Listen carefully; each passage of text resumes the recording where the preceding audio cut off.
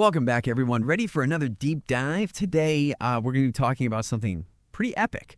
The Large Magellanic Cloud's wild ride through the Milky Way's halo.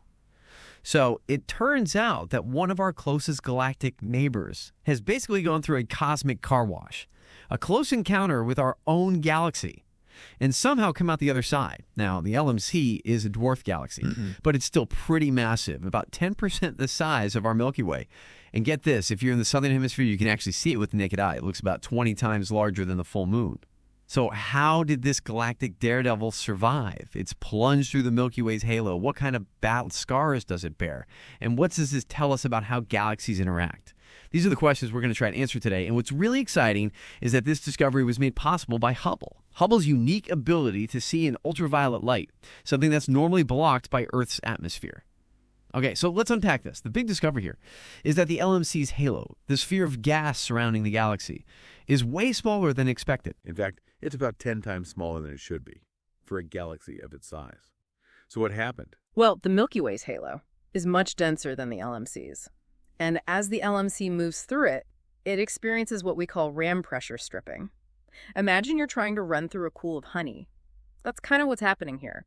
The Milky Way's halo is like this cosmic wind, pushing against the LMC and blowing away a huge chunk of its gas. That's an incredible image. So the LMC is essentially losing its outer layers as it plows through our galaxy. Exactly. It's like a comet plunging through the solar system, leaving a tail of gas and dust behind it.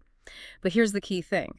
Even though it's lost a significant portion of its halo, the LMC is still forming new stars. That's something a smaller, less massive galaxy probably wouldn't be able to do. That's pretty remarkable. So it seems like the LMC size is actually what saved it. Yes, its mass allowed it to hold on to at least some of its halo gas, which is essential for star formation. A smaller galaxy would have been completely stripped of its gas, leaving only older stars behind. Now, I'm curious about how scientists actually measured the size of the LMC's halo. What techniques did they use to make this discovery? They actually used the light from distant quasars, which are these incredibly bright objects powered by supermassive black holes. Think of them like cosmic lighthouses shining across the universe. Okay, so they use these quasars as a kind of backlight to study the LMC's halo. That's right. As the light from a quasar passes through the LMC's halo, some of it gets absorbed by the gas. By analyzing how the light is absorbed, specifically which wavelengths are missing, astronomers can determine the properties of the halo gas, including its size and density. Wow, that's brilliant. And which instrument did they use to analyze this light? The observations were made using Hubble's Cosmic Origins spectrograph.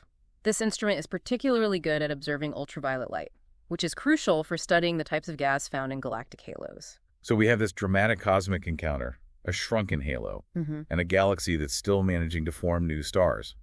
What are the larger implications of this discovery? Why should our listener care about a dwarf galaxy losing some of its gas? Well, the LMC is like a laboratory for studying galaxy interactions. Because it's relatively close, we can study it in detail and get a glimpse into the chaotic processes that shaped galaxies in the early universe. It's a unique opportunity to learn about galactic evolution. That makes a lot of sense. It's like having a front row seat to a cosmic demolition derby. Only in this case, the LMC is managing to survive the crash.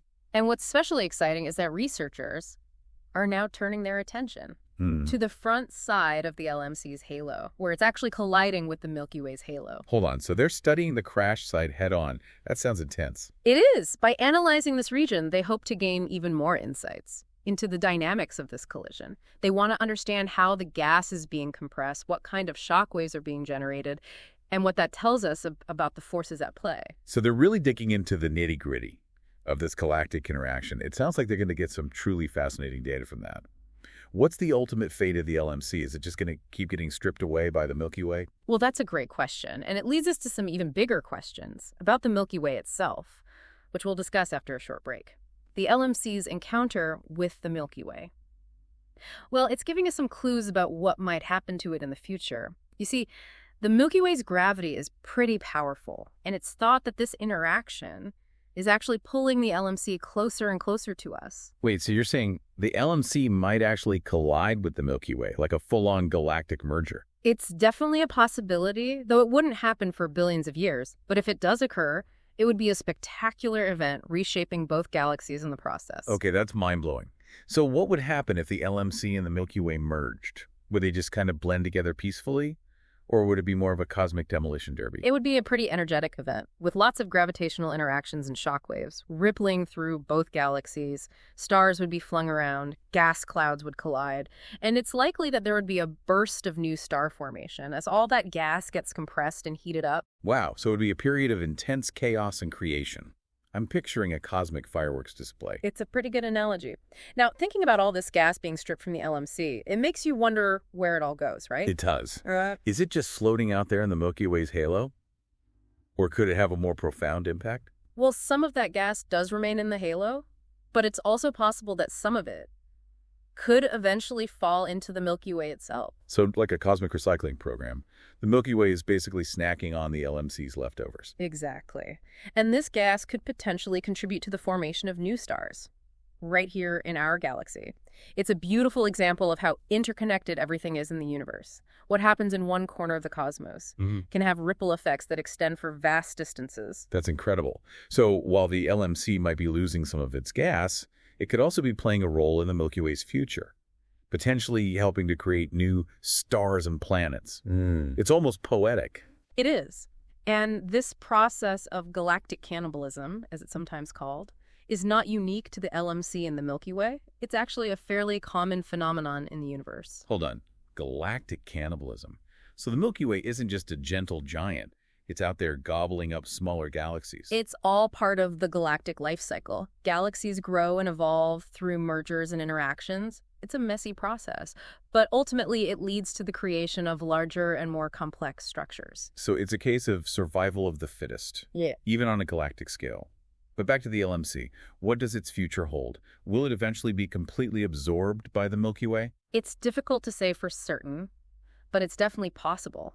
As the LMC continues to orbit the Milky Way, it will continue to lose gas and stars, eventually becoming more and more disrupted. So it's a slow and steady decline. Not necessarily. There are other factors at play, too. The LMC could potentially interact with other dwarf galaxies in the Milky Way's vicinity, or even experience bursts of new star formation as its remaining gas gets compressed. So it's not just a simple story of one galaxy being consumed by another. Exactly. The future of the LMC, like the universe itself, is full of possibilities and surprises.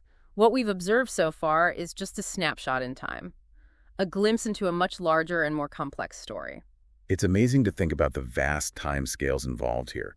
Billions of years from now, the Milky Way and the LMC might be completely different galaxies than they are today. And we're incredibly fortunate to be able to witness even a small part of this cosmic drama unfolding. The LMC's journey is a reminder that the universe is a dynamic and ever-changing place. We've covered a lot of ground in this deep dive.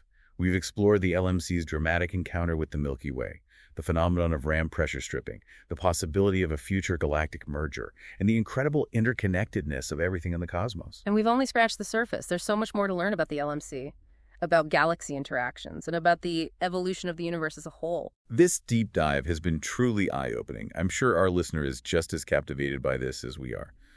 And before we wrap up, I want to leave you with a final thought to ponder. So we've talked about how some of the gas stripped from the LMC could eventually fall into the Milky Way and contribute to the formation of new stars. But here's a wild thought. What if some of that gas, billions of years from now, ends up a lot closer to home? Could some of it drift into our own solar system? That's a fascinating question. It's certainly possible. While space is vast and the odds of a direct hit are astronomically small, the universe is full of surprises. If some of that gas did reach our solar system, it could have a number of effects. It could interact with the solar wind, potentially creating auroras more vibrant than we've ever seen. It could also influence the formation of comets and asteroids, or even, under the right circumstances, contribute to the formation of new planets. Wait, so you're saying that planets could theoretically form from the remnants of a galaxy that's billions of light years away? That's incredible. It really highlights just how interconnected everything is in the universe.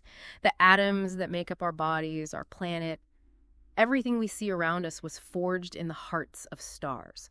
And those stars might have lived and died in galaxies that are now long gone, or have been transformed through these mergers and interactions, like the one we're seeing with the LMC. It's a humbling thought, isn't it, to consider that the very matter that makes up our world might have originated in a completely different galaxy. It really puts things in perspective. We often think of ourselves as separate from the vastness of space, but in reality, we're a part of it, connected to every other star and galaxy through this intricate web of cosmic history. And as our technology advances, who knows what other connections we'll discover? We're constantly developing more powerful telescopes, peering deeper into the universe, and uncovering new layers of complexity. Exactly. Every new discovery opens up even more questions, pushing the boundaries of our understanding, and reminding us just how much we still have to learn. Well, on that note, I think it's time to wrap up our deep dive into the LMC's Great Escape. We've covered a lot of ground today, from the mechanics of ram pressure stripping to the possibility of galactic mergers, and the mind-boggling implications for our own solar system. We've explored the LMC's resilience, its ongoing journey, and the profound connections it reveals about the universe we inhabit. So to our listener, if you take away one thing from this deep dive, let it be this. The universe is a dynamic, interconnected, and endlessly fascinating place. Keep looking up, keep wondering, and keep exploring, because who knows what incredible discoveries await us just beyond the horizon.